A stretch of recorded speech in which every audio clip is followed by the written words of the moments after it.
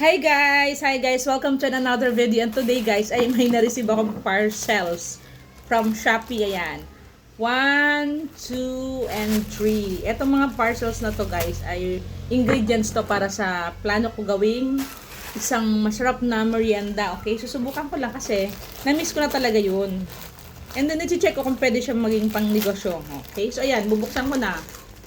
Without further ado, ayun, tinimbang ko naman na siya. Ayan, ayan ganda kasi talagang well covered siya guys.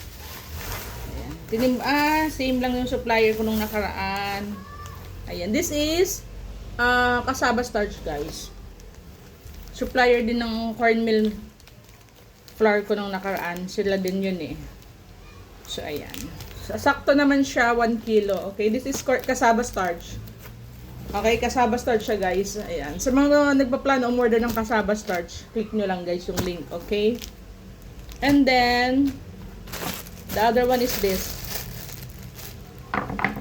Mga ingredients daw to guys for for making, ano ba yung paborito kong pagkain na yun?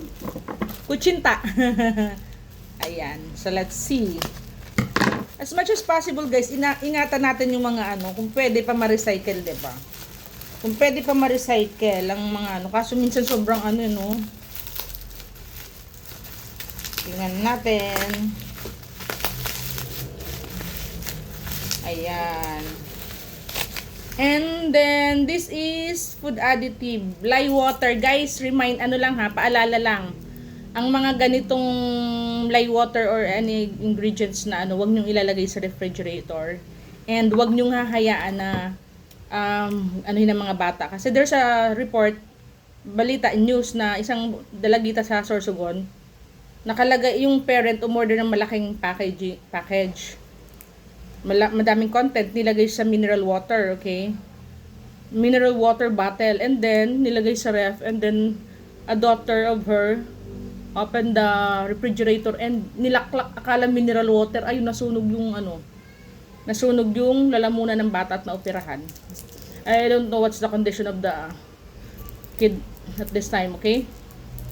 So, lye water guys hindi to basta-basta nalalagay lang kung saan-saan.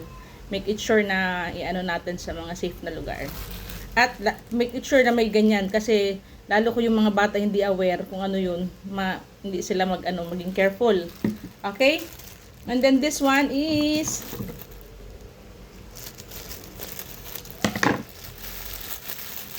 tada! Tada! Ay, ang liit pala nito. So cute. Ito yung maliit, pero parang ito yung 45 pesos, if I'm not mistaken. Oh, so ganito lang kaliit guys, yung food color. Okay? Okay, so alright. Ito lang naman guys. Ang binayaran ko lang naman lahat is 146. Okay guys, ayan. Pangluto daw to guys ng kutsinta. Abangan nyo yung kutsinta ko nalulutuin.